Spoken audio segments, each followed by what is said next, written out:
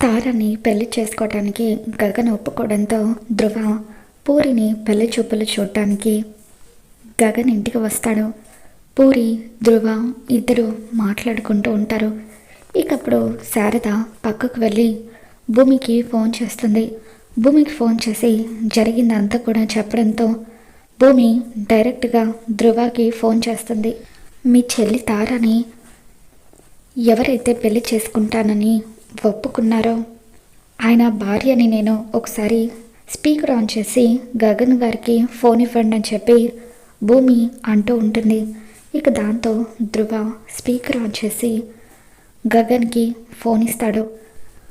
ఆటోలో వెళ్తున్న భూమి గగన్తో మాట్లాడుతూ, బావా ఏంటి బావా నువ్వు, నీ భార్యని నేను ఉండగా నువ్వు మరొక అమ్మాయిని పెళ్లి చేసుకోవడానికి సిద్ధపడడం ఏంటి అని చెప్పి అంటూ ఉంటుంది.